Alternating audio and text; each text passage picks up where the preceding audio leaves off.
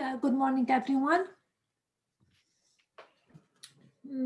How did your homework go? The practice problems. Okay, start putting your questions on chat if possible. So mainly the practice problems.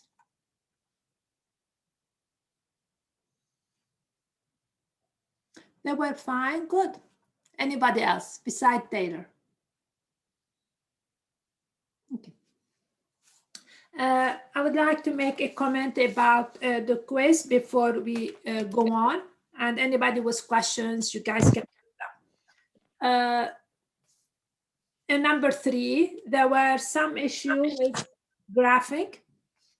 Some students did not sketch the graph correctly. So I will talk a little bit about that, and then we go back to composition. So I gave you a function, and I asked you to find those values. At this stage, basically the class was fine. Most of you got those answers correct. So at -1, we were at 3 because -1 satisfied this condition. At 0, if f of 0 satisfied this condition, so it's going to be, so it satisfied the first condition, so it was a 3. 1 is between 0 and 4, so it was -2 times 1 plus 4, which is going to give me a 2. And f of 4 satisfied the last condition, so it was -4 plus 6, which gave me a 2. F of 5 satisfies the last condition, -5 plus 6, which gave me the 1. So this part was actually fine. The question was in the domain, in the graphing the function. That's where some difficulties showed up. All right, first, when I tell you graph it, you don't only graph it for those points here. This is just to give you guidelines, how to understand the function, because originally my function is defined for every x. Regardless which x I give you, there is an output. So when you graph, you have basically to graph it for every x, not for the x's that I gave them right here. So some student gave me a bunch of dots because they only drew those points, which is not the case. We have to draw it for all x. Second, before I do anything, let us say a student graphed, and the student gave me something like this. I don't know. Which is, how would I know immediately that this graph is wrong? Without even thinking, without anything, why this graph is absolutely not correct. So a student did something like that, and I saw a lot of this. What's wrong immediately with this graph?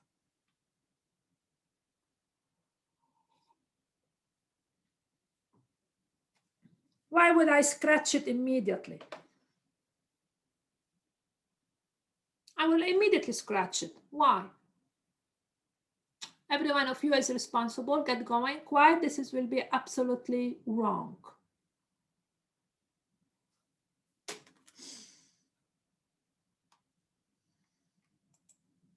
No, it's not the open and close. Something deeper than that.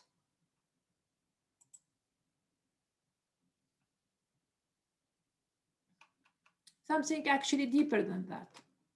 Why this cannot be the graph of a function?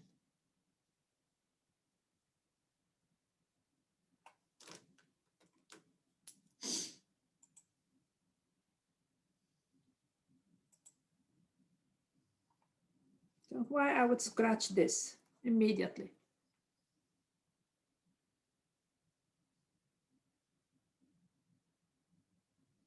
Anyone?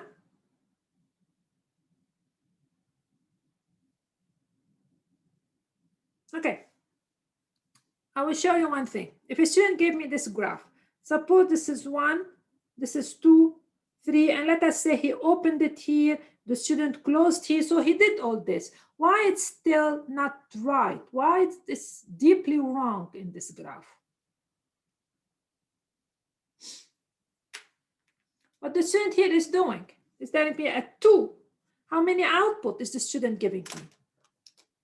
If this is the graph, how many outputs is the student giving me at 2? If you have x equal to 2, the student give me 1 output, 2 output. This is not the graph of a function, because for a function, every input will have exactly 1 output. So if the students start drawing this, I look at, but that's not right, because the way the function is defined, every input has to have one output. But the student drew, this is not the graph of a function. We cannot have two pieces on the top of the other, because that's not the graph of a function. So whenever you draw something like this, you realize this is not the function, because 2, you're assigning to it 2 output, which is not the case. So that's why, as I said, it's deeper than open and close. That's really what's happening right there. So you cannot have two pieces on the top of each other. So that's why when we define the domain is pieces by pieces. When one ends, the other one starts. When one ends, the other one is starting. That's why it is defined. So how are we going to graph it? So first we graph the first piece. It means up to 0. Up to 0. As long as x is negative, the output is 3. And including at 0. So right here is just a straight line, and that's everybody got it. Nobody really messed up with this piece. So up to here is a straight line, because no matter what the input here, the output is 3. No matter what the input, the output is 3. So this piece was really actually fine. The second piece was, this is the piece now, minus 2x plus 4, but this is for x between 0 and 4. So that's the second piece. So this is, to graph it, it's a line. And a lot of you took 2 points, but I'm going to make more comments about that piece, because this gave a little bit of issues. So, all right, so the student did that. It's between 0 and 4. So this is my 4. So this piece is actually only between here and here. Okay, so how this the graph is going to look like? So student took points. They say, okay, I want to take 2 points between 0 and 4. They took 1. And they say, okay, if x is 1, minus 2 plus 4, that's the 2. And then the student took, for example, 3. And they say minus 6 plus 4. And 3 satisfy this condition. So minus 6 plus 4, which is going to give me a minus 2. All right, and then the student did that. At 1, it's 2. So at 1, it's 2. And at 3, it's minus 2. Okay, and the student drew this. Okay. All right, and I had issue with that. What's the issue with that?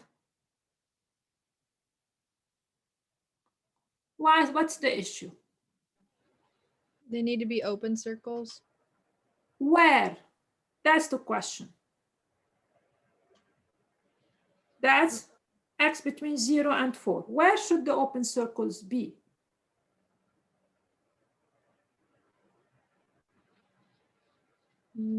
At both 0 and 4, since neither of them are equal to or less than. Yeah, so where do you want me to speak up? I think you said the correct thing. Where should I have the open circle? At x equals to 0 and x equals 4. At x equal to 0. But what we would like to know? We would like to know what's happening at 0. It's going to be open, but we would like to know. So at 0, the function should have taken the value 4. If I keep going with the line, but I'm going to open it at 4, it's going to start like that. Okay, what the student do is that by not graphing this little piece, the student is telling me there is no output at 1/2, which is wrong. There is an output at 1/2, because if I plug in a half in here, a half is between 0 and 4, I will get minus 2 times a half plus 4. I will get 3. So there is an output at a half. If the student does not sketch the graph, so if the student go back to the way I had it, so the student does this piece. It means the student tells me that between 0 and 1, there is no output, which is wrong. But there is an output between 0 and 1. So the line have to keep going and open right there, because there is an output, and the output is given by a line.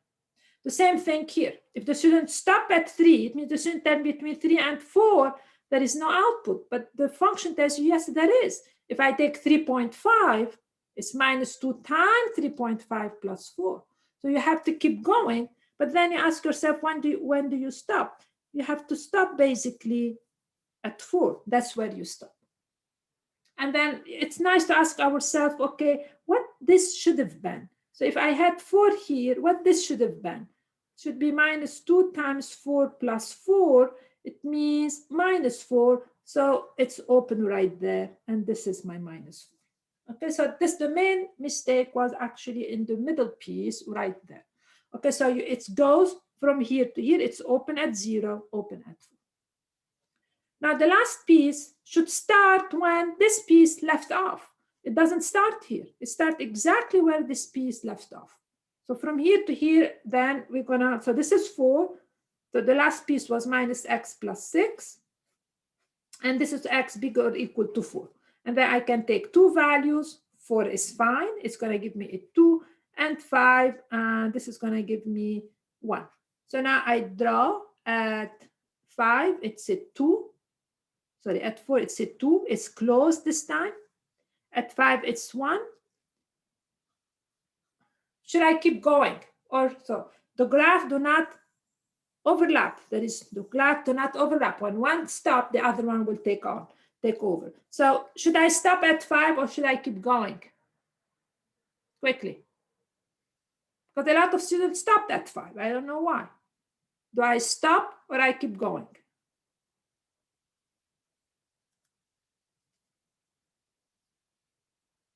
Quickly answer the question so we can move on. Should I stop here or the graph keep going on and on?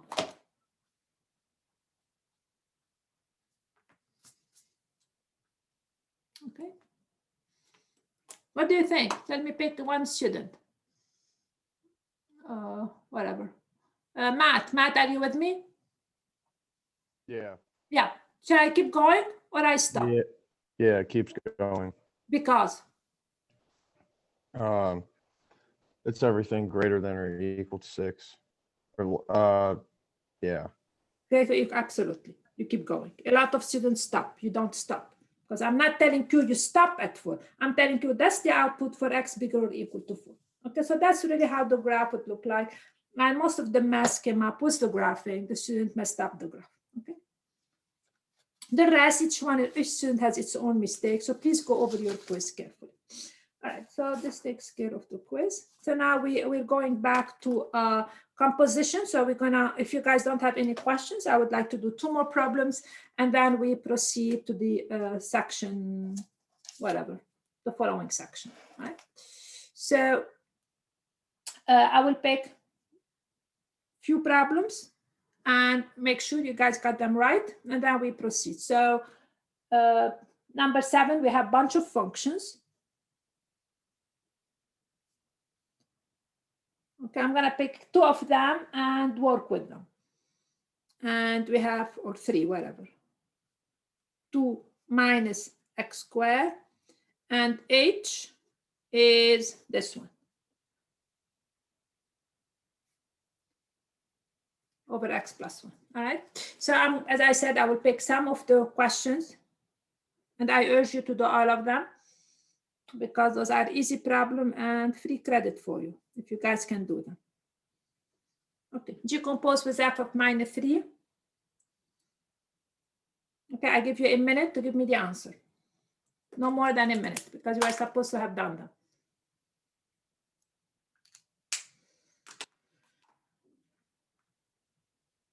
Once you do them, you put your answers on on chat and you will see what we do.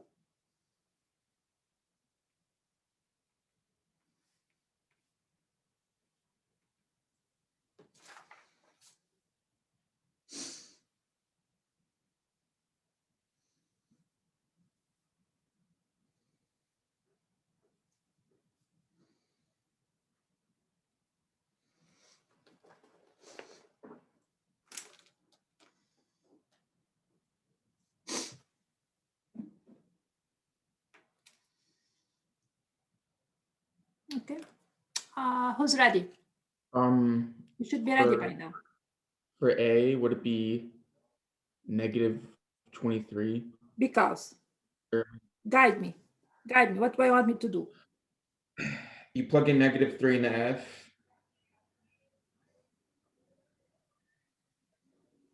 And then you'll get negative 5. Is he right? So negative 5 squared is 25, and then 2 minus 25 is negative 23. Is he correct? Do you guys agree with him? Yes or no? Come on, wake up. It's 9:30. It's not 8 o'clock in the morning. All right, decompose with f of x. So here what he did, he evaluated f of minus 3. It's something I always do on the side. F of minus 3 is minus 3 minus 2, which is minus 5, and then he proceeds.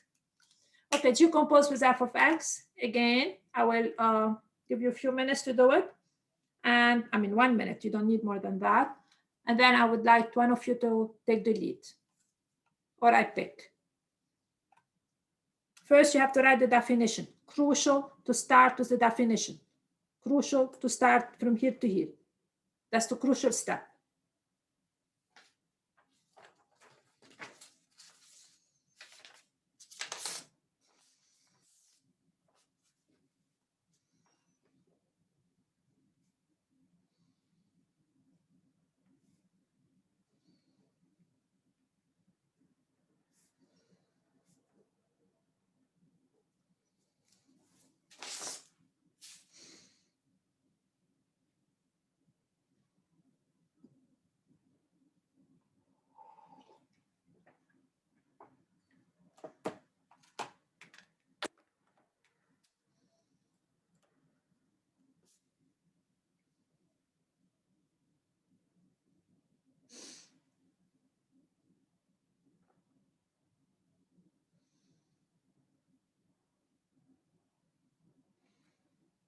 So here.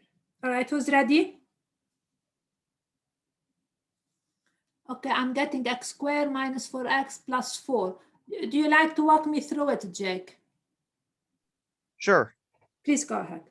Okay, so first I did the definition g brackets f of x, and then you input x into f of x, you get x minus 2, and then you plug that into g of x, so you square x minus 2.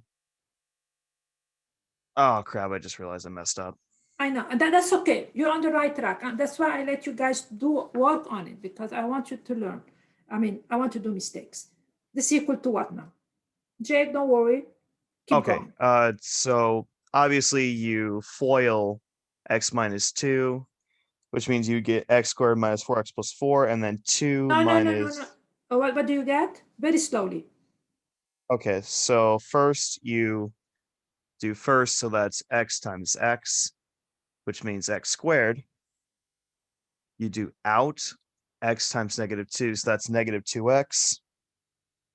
In, so that's negative 2 times x, so that's negative 2x. And last, x times negative 2. No, negative 2 times negative 2, and you get positive 4. So this should be what? This x squared. So it should be x squared minus 4x plus 4. And then you subtract 2 from that, so you get x squared minus 4x. No. Do it slowly. Slowly. You distribute the minus first. Oh, okay. Slowly. So that would be 2 minus x squared. Would the negatives counteract, or? Absolutely. Minus, minus. Yeah, so it'd be 2 minus x squared plus 4x minus... It's minus 1 times 4. That's what this one reads. Okay. So this will be minus 4. Okay. Right? So do it slowly. It's crucial that you guys do it slowly. That's really the purpose of those. So it's minus x squared, minus plus 4x. Minus, the way you understand that, it means you're taking minus 1. That's how you understand it. Plus minus 1 times this. That's really what it means. Which is going to give you minus 4. And finally, you get minus x squared plus 4x, right? And negative 2. Okay. So please do it very slowly, so you don't do any mistake. It's, after all, it's an algebra class. Okay, I will pick another one, and I will, I think I've composed with G. Again, I would like you to do it and simplify your answer the way we did here. I think this is easy. I mean, that's all easy. Okay, again, you have a minute, and then you put your answers, and even if they are wrong, I don't really care, as I told you a million times.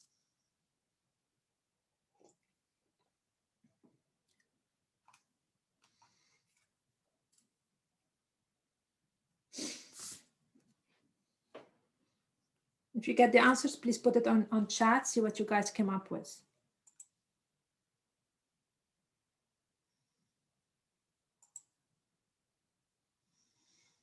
And those who don't have their camera, I really appreciate it if you guys have your camera on.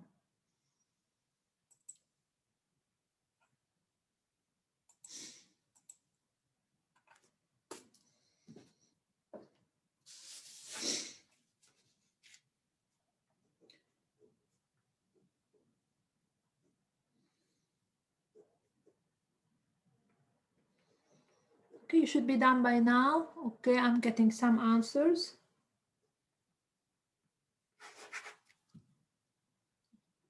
Okay, so who would like to take the lead? This shouldn't take too long. Isabel, do you think you're ready? Isabel. So you would put The definition first. be F, the brackets, and then parentheses X, or G of X. G of X. F of G of X. Yes. Right. This gives you what? And then the formula is I don't remember what it was. X. But you should have it in front of you. You don't remember it, but you should have it in front of you.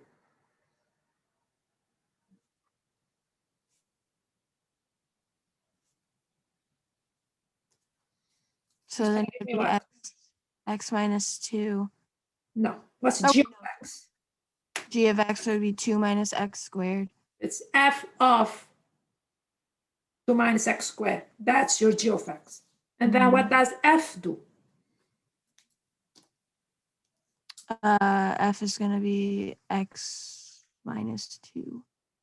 What F do? It takes your input, whatever it is, and takes 2 away from it, which is going to give me minus X squared. So F takes the input, whatever your input is, and then take 2 away from it, which is going to give me minus X squared, which is one of your classmates definitely got it. Okay. All right, I'll do 2 more and then we proceed. You guys should do the homework, period. That's how you get all your practice. All right, so I will do, I'll write those functions again here. You guys should have them, but I'll write them for myself actually. That's the X minus 2. My G was 2 minus X squared and my H. So I'm picking some of them and I'm doing them. I will not do everything. X minus 2 over X plus 1. Okay, I will do 2 more. Okay, H composed with H of minus 2. Okay. Please get going and evaluate this one.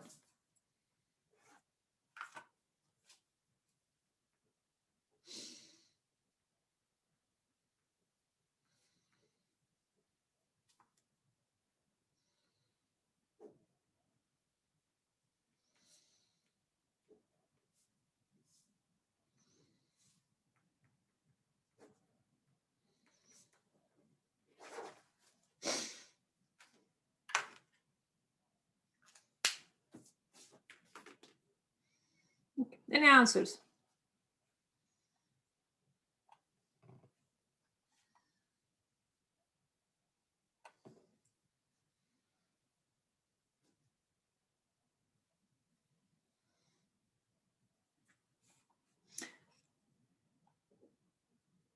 Okay, Taylor, are you ready? Taylor, Yeah. are you with me? Are you ready? I got -4. Oh. I don't know how to say it, but I got -4 over -3. That's your last answer? That was for the Okay, guide first me. putting age into. Okay, guide me, guide me. Tell me what you did. Okay, so h is x minus 2 over x minus 1. I know, but I want that -2. So what would be the first step? What does h composed with h of -2 means? What do you do? You're putting age into h. Yeah, so what's the first step? How do you rewrite this? It's h of -2. That's really what I want you to start with it. You have to start with the definition. Otherwise, it doesn't make any sense. Okay, this is equal to what? What's h of -2? So it's h of this. So that's not my input, but I have to find it. What's h of -2, Taylor? -4 over -3. Why -3? If I plug in -2 for x, I would get -2 plus 1. Correct? Because what is it? You put -2. -2 over -2 plus 1, which give me -4 over -1, which is going to give yeah. me -4. All right? So be very careful with every step. So it means basically that's h of 4. So this become the 4 right there. Now what's h of 4? We plug in 4 into h. I get a 4 minus 2 over the 4 plus 1, which is going to give me 2. 2, 3. Oh, sorry. It's 4 plus 1. It's 2 over 5. Okay?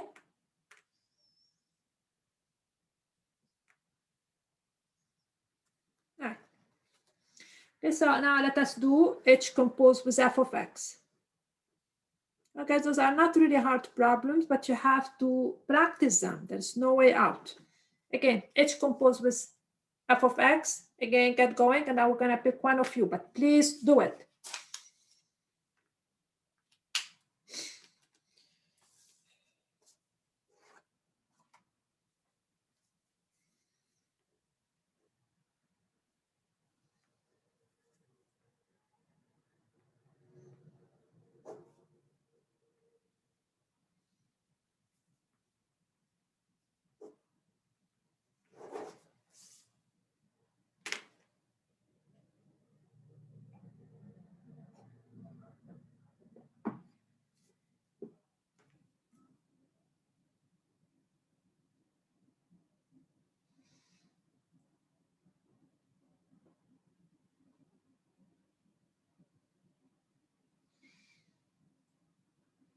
Okay. All right. I have only one answer on chat. I want another one.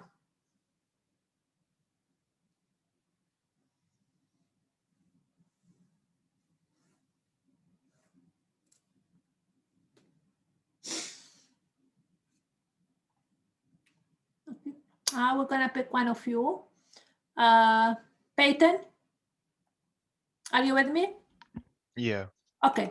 Tell me what you did. Walk me through it. So the first thing I did would be h brackets f of x brackets, Yeah, that's the first step, crucial. Keep going. and then for f of x, I plugged in the x minus 2. So that's the input for h now. Very good. Proceed. And then wait, you meant the input for f, correct? Not h? Because the input for h would be x minus 2 over x plus 1. Okay, keep going. Keep going. Keep Okay. going. So then for the next part, I plugged in the h with the brackets, so it would be x minus 2 minus 2 over x minus 2 plus 1. Exactly. X minus 2. Sorry, I will write it this way. It's x minus 2, because what h does, it takes your input, whatever it is, which is this is my input, and takes 2 away from it, and divided by your input, whatever you bring in it, which was the x minus 2, and add 1 to it. So that's really what it does. Absolutely fine. So finally, I will get x minus 2 minus 2. It's a minus 4 over x minus 2 plus 1 minus 1. End of the problem. All right? Okay, the last one, and I will personally stop. It's up to you to practice those. Suppose I do f composed with h. So it's the same type of problem, f composed with h.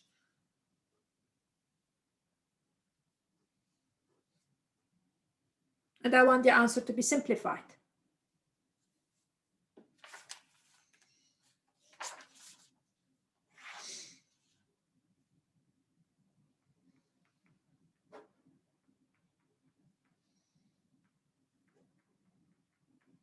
Means I want the answer as one fraction, just to practice fraction.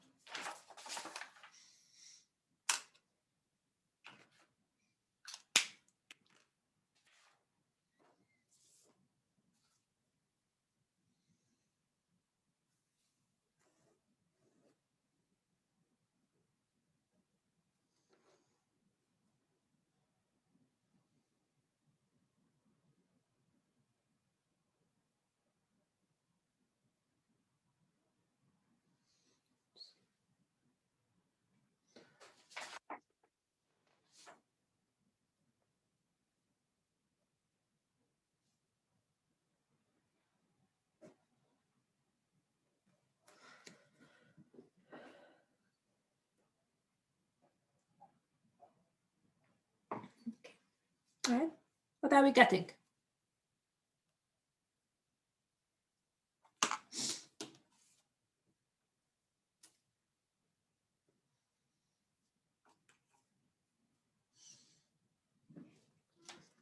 Okay.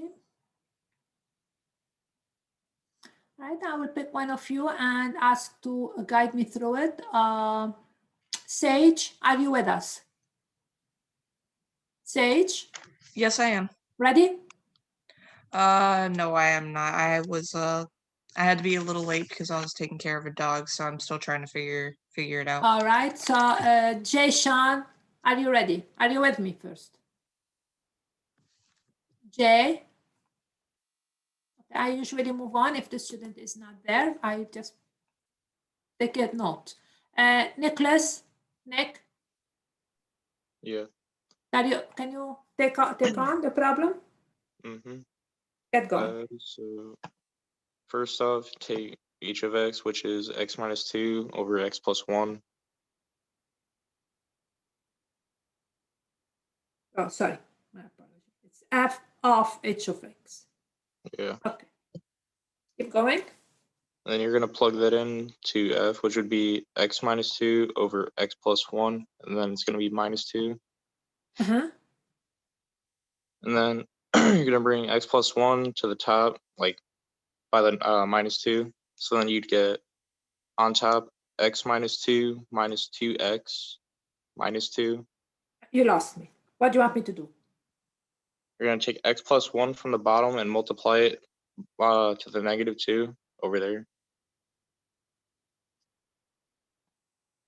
Yeah. Right? And then on top, I got x minus 2 minus 2x minus 2 because I combined it with the x minus 2. I kind of shortened the step a little bit. Okay, I'm very slow. All right, we combine the numerator. And then after that, you'd get as the final result negative x minus 4 over x plus 1. Right, because it's x minus 2 minus 2x minus plus minus 2 over x plus 1. So finally, he combined x minus 2x minus x minus 4 over x plus 1. And now he's absolutely correct. All right?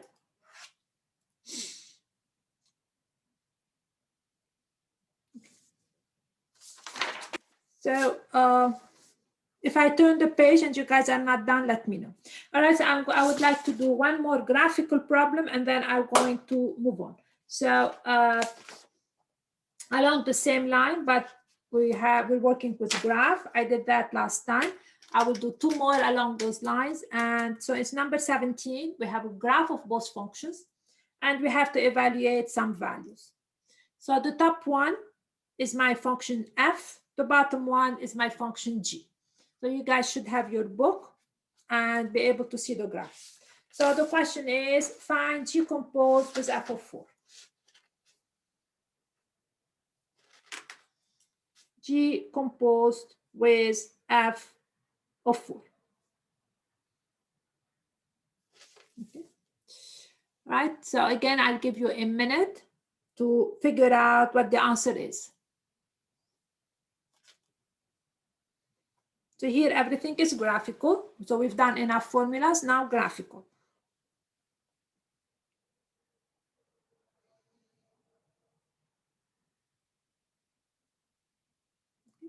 I want answers on chat for those who finished it. F is the top one, G is the bottom one.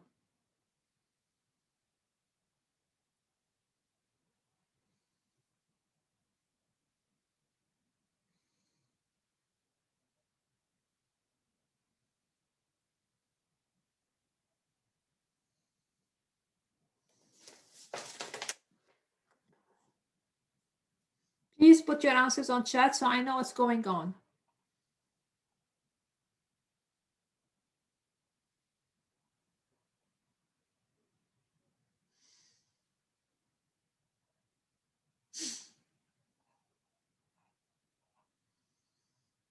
Okay. -4. Okay, anybody agree with the answers on chat? Okay, Sage, walk me through it. All right, so first I went to find f of 4, so I looked on the top line where on the x-axis 4 was, and I plugged in that y coordinate. So f of 4 is how much? It looks to be 0. Yeah, this is the f is the top, as I said. F of 4 is absolutely honest to goodness 0. And then I would just found 0 on the x-axis for the g line, and then plugged that in, and I saw it looks like to be -4. absolutely correct. Okay. Right, I do one more and then I stop this process. Okay, f composed with g of 4. Again, you have a minute to do it. You don't need more than that. Actually, you need less than a minute.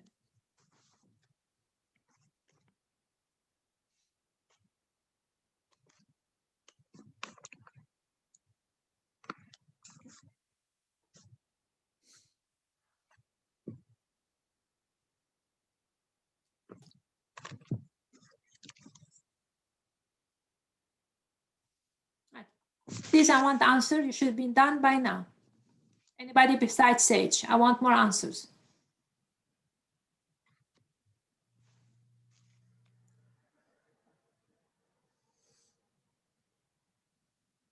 Okay.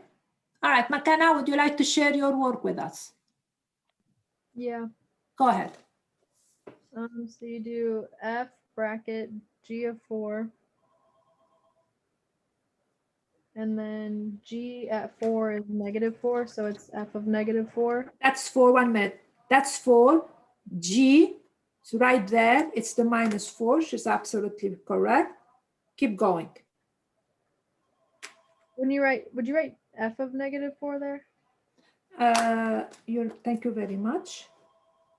And then f at -4 is 1. Well, this is -4.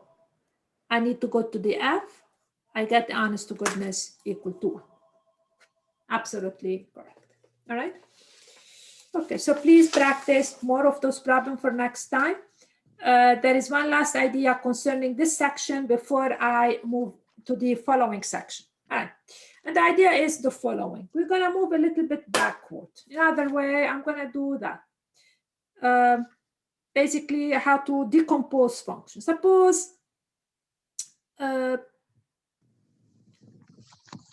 let's see. Suppose I give you f of x to be, let us say, x squared, right? And then I give you g of x to be a simple one, to be x plus 2. Okay? And if I do decomposition, f composed with g, that we've been doing this section, it's f of g of x. Usually we call g the inside function and f the outside. So that's the way we use it. The one that you do first is called the inside. And the last operation, we usually call it the outside function, all right? If I compose this, I get f of x plus 2, which gives me x plus 2 squared. So what we did is, first we applied inside x plus 2, and then we squared. Now what I'm going to do is the following. I'm going to give you a function, very easy. Suppose a very easy function. Suppose I tell you, let h of x equal the square root of x plus 4. Okay, my question is, find two functions. It's up to you to find them. It's not going to be hard. Find two functions, f and g. So you have to find them for me, such that when I compose them, when I take f composed with g, for any x, I get h of x. All right, so I'm basically moving backward. I'm giving you the function, one function.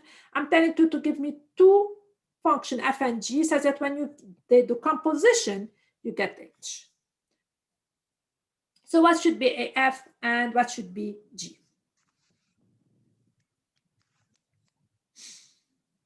So I want you to be inspired by what we did before and what's really going on.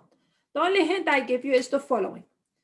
When you have a question like that, you say, you look at the function. You said, if I want to evaluate this function, what do I do first? What do I do second? It means if I'm evaluating h of 2, for example, okay, so first I will take 2 plus 4, that's my first operation, and then I square it. I take the square root. So when you want to find f and g, you ask yourself, what should I do first? This will be the inside. What should I be second? All right, I'm going to stop talking for a minute, and I want you to think, what is g and what is f?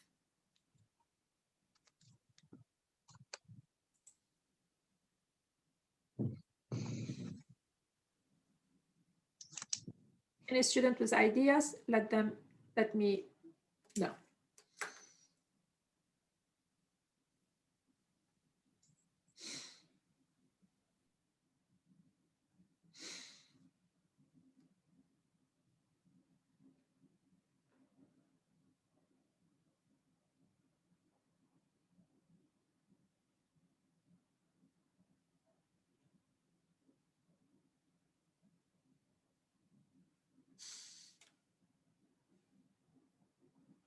I want f of g of x to give me, I want f of g of x basically. So you have to give f and g so that f of g of x is the square root of x plus 4.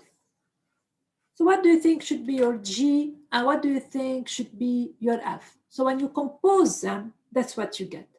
Any idea?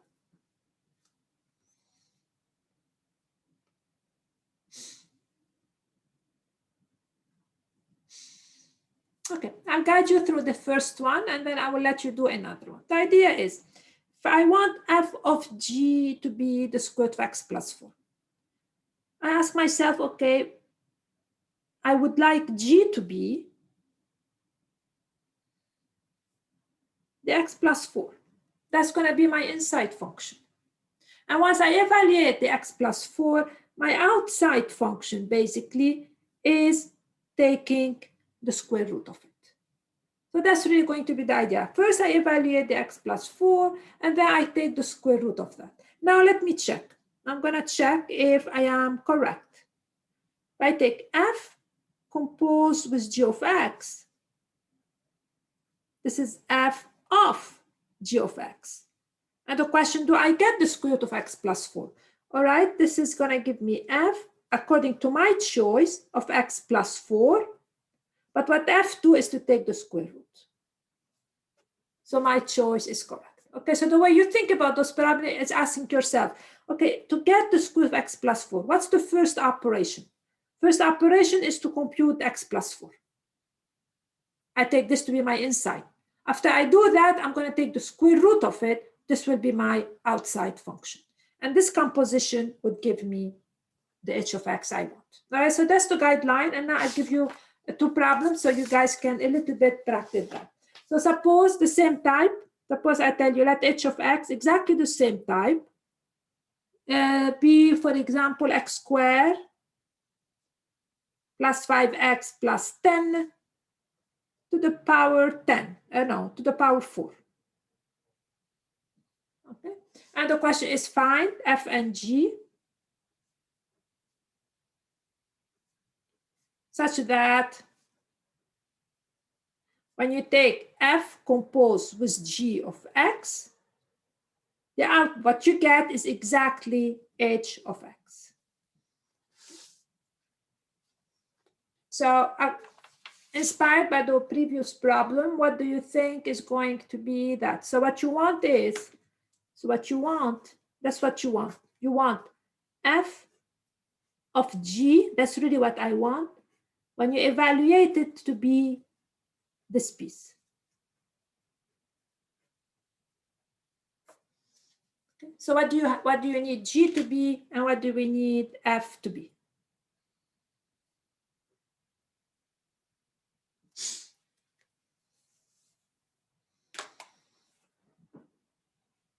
So again, to get this, ask yourself, what should you do first? And what should you do second after that?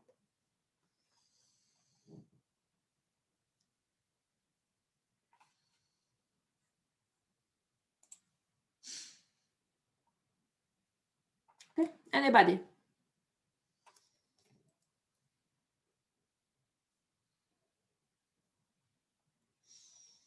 Okay, we call it decomposing a function. It means just writing it as a composition. Anyone would like to suggest anything?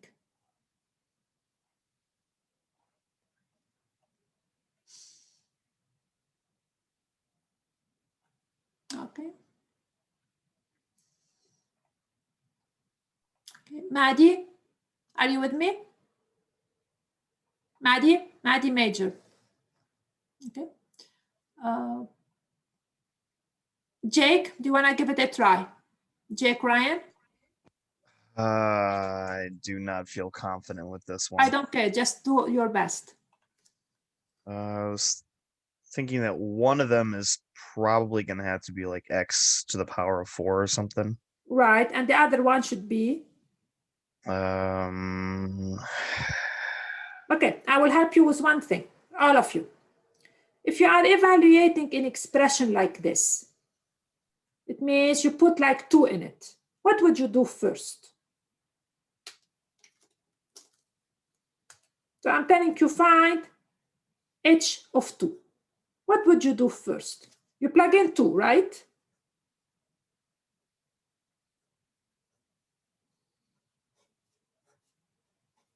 Am I right so far? That's what you do. But in your mind, the first thing you do is you evaluate this piece, the inside, and after you evaluate this, you take it to the power 4.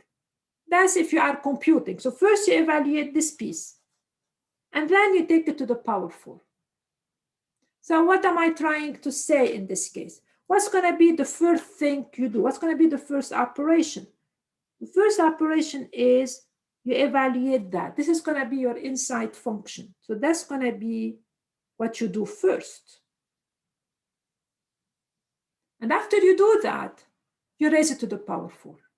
That's your outside operation. Okay, so now let us make sure that I am making sense. If I compute this piece, do I get h? So this is f of g of x. It means f of, so first I evaluate this expression, and then I take it, f will raise it to the power 4, plus 10. That's really how we're going to decompose this. Okay, so first we do the inside, and then we raise the inside to the power 4. So first I evaluate this, and then I raise it to the power 4. So I pick this one to be the inside function, and then x4 is what I do after that, which is the outside function.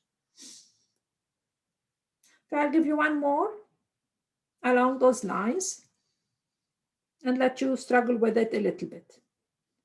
So suppose I take h of x to be, okay, 1 over x plus 1 to the power 3.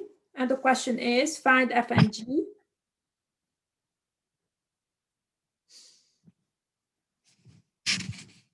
Such that when you compose them, you get exactly the function h.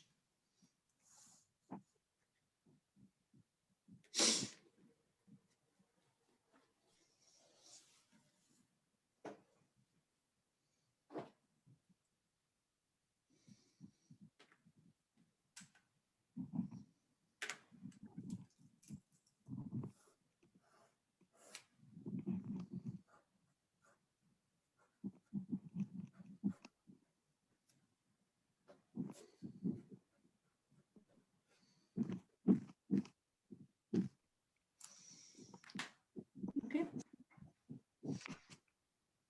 So you want when you f of g to be 1 over that. So what can I take x plus 1 to be? And then what do I want f to be?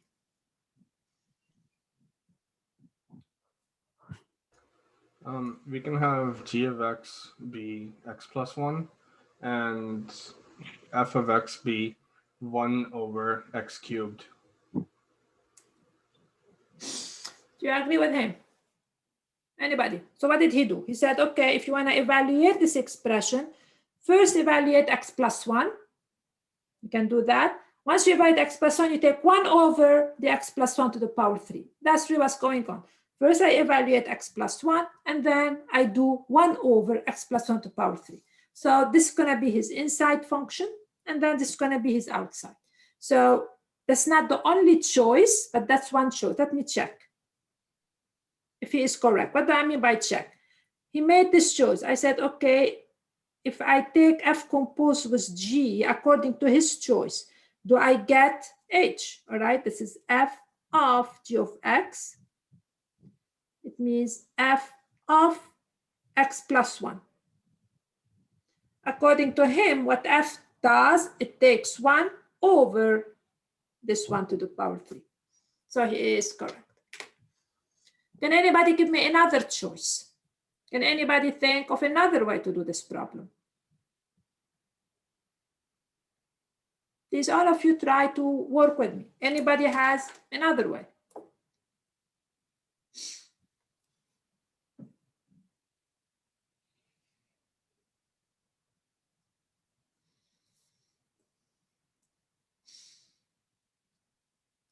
Anybody come up with a different approach to do the problem?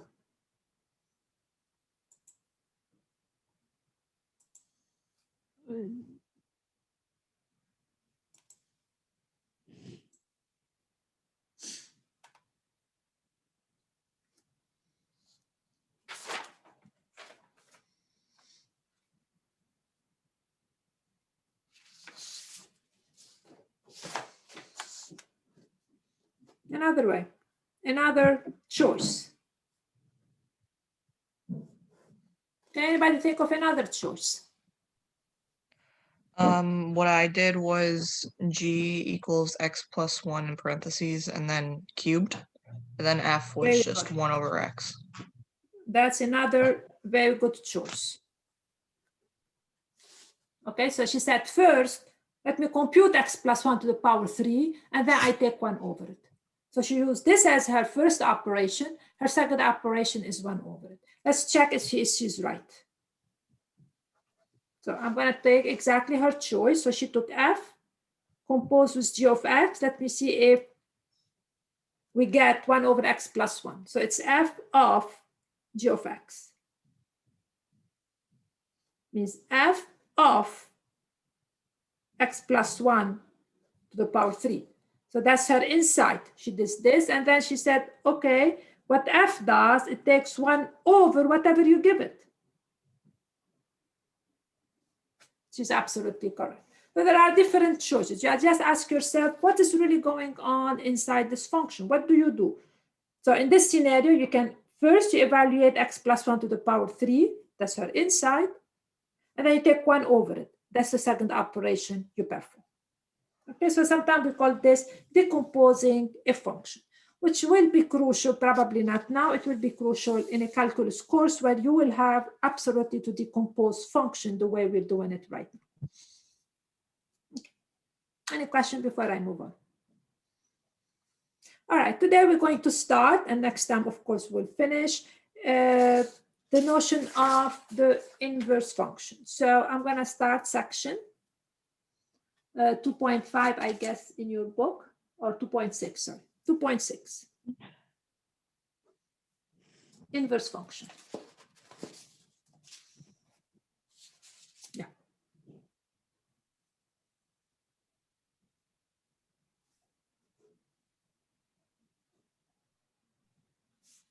Okay, so today we started, next time we work on it more. What's the idea of the inverse function? So we have a function. So let f be a function. It means we have a rule. You give it an input, it gives you an output. Okay. We are going to construct a new one from f. So we will construct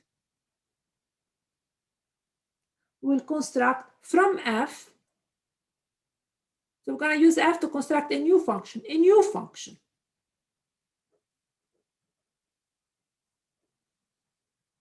that we're going to call the inverse of f,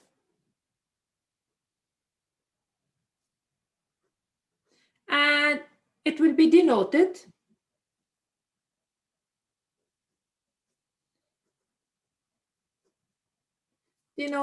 by f with a -1 on the top. Very bad notation, but that's the notation. So let's see what we are talking about. So we have a function. It means we have a rule. You have to give it an input, gives you an output. We're going to construct from it another one that we're going to call the inverse of f. And what is this new function called f inverse? All right, I will elaborate this by an example. Suppose I have a function f. So I start with simple example, those type of example to make sense. So suppose I have this function f. And it takes for input 1, 2, and 3, for example. So these are the input value. And it assigns, to 1, let us say 2. That's what it does. It associates to 2, or it assigns to 2 the number 4. And it assigns to 3 the number 6, for example. So this is my function f. So here, f of 1 is 2, f of 2 is 4, and f of 3 is 6. So that's my function f. And the domain of my function, the domain here are those 3 points, 1, 2, 3. And the range, which are the output values, are 2, 4, 6. So this is my function f. Now I'm going to construct f inverse. F inverse, or the inverse of f, is a new function obtained the following way. It's the function that is going to start, its input values are going to be the output of f. And it's going to do the following. So I'm going to draw f inverse like this. I'm going to put 1, 2, 3, 2, 4, 6. F inverse is the function that goes from basically the range of f back to its domain. So this is f inverse. And it will do the following. It's going to send 2. Notice that I'm going the other way around. So f, take those as input. It's going to send 2 back to 1. That's what my new function is. So it sent the output of f back to there where they came from. It's going to send 4 back to 2. It will send 6 back to 3. So that's really what the inverse function is. So it takes for input the output of f, send them back to where they came from. So here, F inverse of 2 is 1. F inverse of 2 is 1. F inverse of 4, that's my new function, is equal to 2. And finally, F inverse of 6 is equal to 3. So F inverse will be the function that takes for input the output of F and sends them back to their input. So what's the domain of F inverse? What's the domain of F inverse? Aiden, what's going to be the domain? Would it technically be the same as the last one? No, Or absolutely essentially not. flipped it would just be 2, 4, and 6. Exactly, it will be the range of F. And then the domain would be 1, 2, and 3. So that's the domain. And now what's the range? Oh, the range would be 1, 2, and 3. I know. The range is 1, 2, 3. So the domain of F inverse is basically the range of F, and the range of F inverse is actually the domain. So the function flip. It's the function flip. Take the output back to the input. Okay. So what's the definition of F inverse in general? So if you have any function F, then okay, so suppose F is any function, then F inverse of, if you want, of B is, in general, is the number A. That's what F inverse is, the number A, such that, so if that's the picture, if F takes A to B, F inverse is going to be the function that takes B back to A. So F inverse of B is the number A such that F of A is equal to B.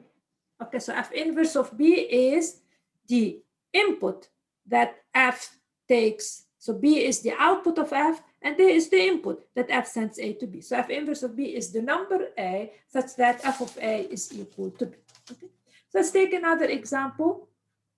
Very quick example so everybody fully understand through tables, because I think that's the best at the beginning. So suppose I have F does the following: 1, 2, 3, 4, 5, and -1, 6, I'm just coming, 7, 8.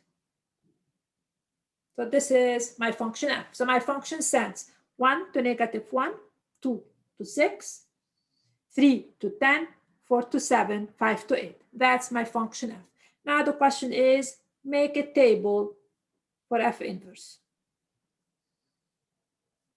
So basically we want to construct F inverse. So if I construct F inverse, what should go for input? The bottom side, which is -1, 6, 10, 7, and 8. What should go to output?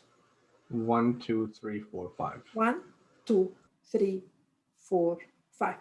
Totally flipped. So if I call this T, for example, F inverse of T, just so I don't call it X and confuse you, that's really what F inverse is. So now very easily, F inverse of -1 is equal to 1. F inverse of 10, for example, it means basically this is the output of F, is equal to 3. That's really what's really happening. Now let us say I ask you the following question. Find F inverse of 0. What's F inverse of 0?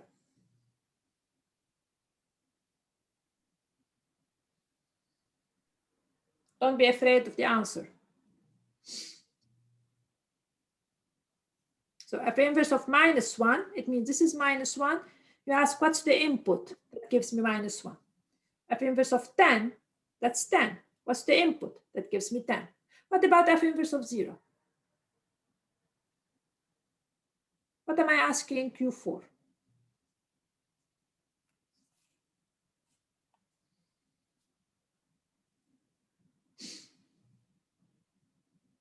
It's the same function. If I tell you find f inverse of 0, what should be your answer? Don't be afraid. Just whatever you think it should be, it is.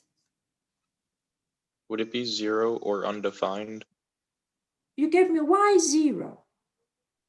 Why? Well, because if it's at 0, that's like, the starting point, right? Or like it's not the starting point. No, if you tell me f of inverse of 0 equal to 0, it means you're telling me that f takes 0 to 0. But I have no clue.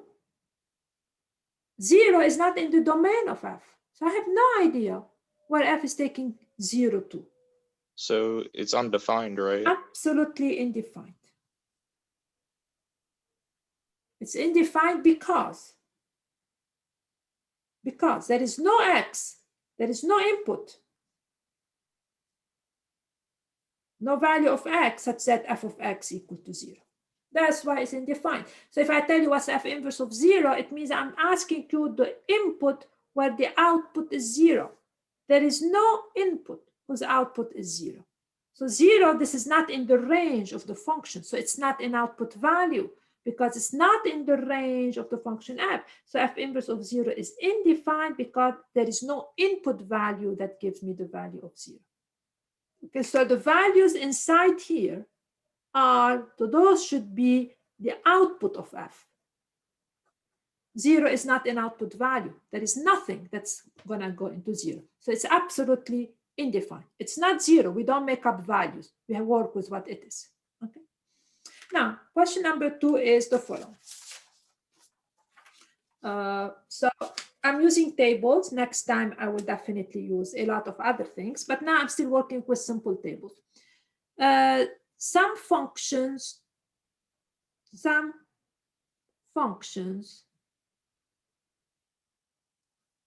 do not have an inverse. It means we cannot construct something called an inverse. And let's see why for some function we cannot find an inverse. Okay.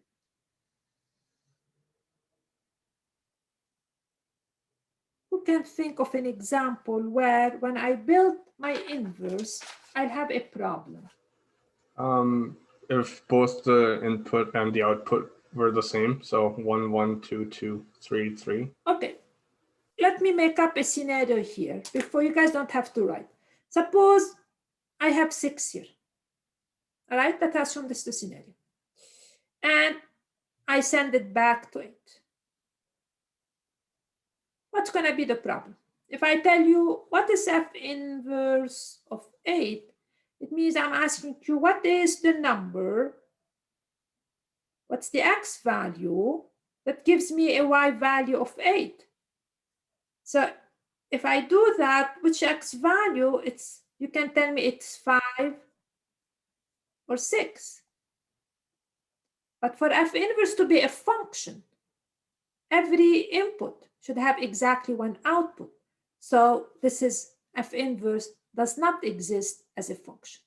That's really what's going to happen. So let me rewrite. Some function does not have an inverse. For example, now that I explained the idea, I'm going to basically repeat it. So for example, suppose this is my f.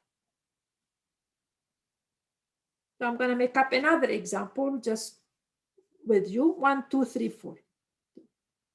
And suppose I send 1 to 4, 1 to -1, I send 2 to 3, I send 3 to 6, I send 4 back to here. That's really my scenario. It means I'm sending 2 different input to the same output. Here, if I tell you find f inverse of 3, then the question is, find f inverse of 3. It means we need to find the input, x, such that f of x is equal to 3. But now there are 2x, so x could be 2 or 4. Okay, so the input of 3 have 2 different outputs. So f inverse cannot be a function. So the something input has 2 different outputs. So something like a parabola couldn't have an inverse. Absolutely no inverse. No way. Two different output. So F inverse is not a function. So we cannot, is not a function. So that's how it's really happening, because F inverse to be a function, every input of F inverse have to have one output. But the inputs of F inverse are basically those are the input of F inverse. But now here I have one input of F inverse that has two different output. F inverse is not a function. Okay, so sometimes a function does not have what we call an inverse because of the scenario. That's really what's happening right there. Okay. Now, how to find the F inverse? So if I give you a table, you guys read the values. There isn't much really I can do about it. It's very easy. Now, if I'm giving you a graph of a function, so a graph, how do we find the values of the inverse? So I'm going to do that. So how to find the inverse graphically? So suppose I'm going to give you F, and I'm going to sketch the graph of F, and I'm going to find a bunch of F inverse. So I will sketch it with you, so you guys can write. So this is a 0.1, let us say, and this is a 2. So I'm going to start. This is a point on the graph right there up to here. And then I'm going to, for example, this is 1. So it's like I'm in my head, I'm building some kind of, then my function kind of tilt a little bit. I'm not looking for a formula. I'm just trying to sketch the graph as accurately as I can. And suppose this is 3, and let me see, this is 2. So this is my point. Okay, so this is my function. So that's the point 3, 2. This is 2, 1. So this is the graph of x. So that's my function right there. Okay, this is f of x. So these are the input value, and this is f of x. And now I'm going to ask you the following question. Find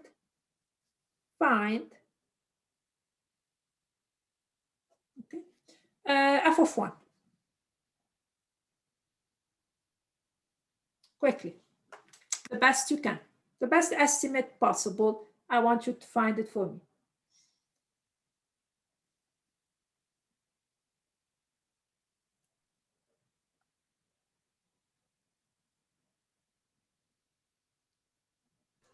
Okay, so I got the points -2, -1.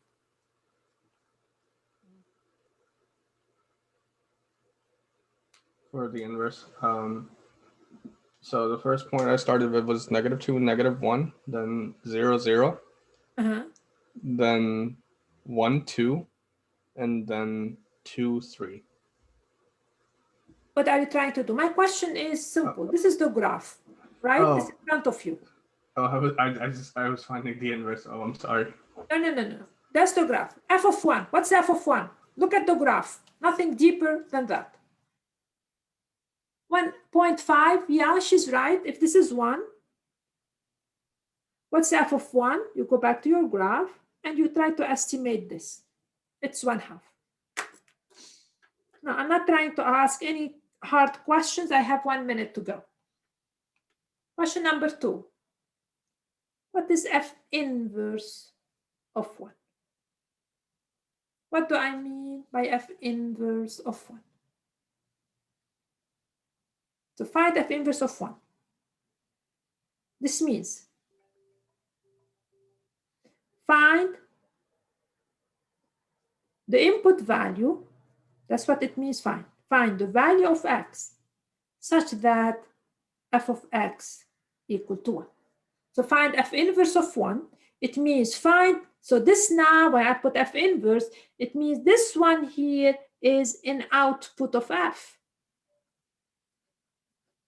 And find f inverse of 1 means find the input where the output of f. So now I'm moving backward. I'm moving backward. I'm moving backward. This is going to give me f inverse of 1. So f inverse of 1, which your classmate is correct, is equal to 2. So f inverse, the input of f inverse are the output of f. And I'm asking you which input is giving me an output of 1. So f inverse of 1 is equal to 2.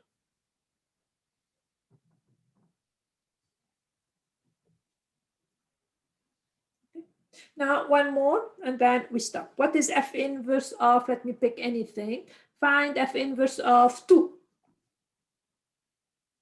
Okay, all of you find F inverse of 2 and put your answer.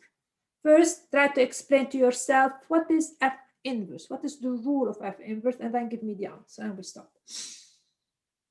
Okay, and 3, absolutely. F inverse of 2. Again, what's the value of x such that f of x equal to 2? It means I'm looking for the input where the output is 2. If this is my 2, I'm looking for the input, which is output is 2. This is f inverse of 2. It means find the x such that f of x equal to 2. That's really what the inverse is. So it means f inverse of 2 is equal to 3. Okay, so this is really what the inverse of a function is. It means we're moving backward. I'm giving you the output. F inverse is the function that gives the input that corresponds to this output. I have to apologize. Last time I kept you going till 11. I honestly forgot about the time. I mean, for some reason in my mind, the class ended at 11. That's why I kept going. I just lost track of it. Okay, so I stop right here. Remember, next Thursday you have your quiz.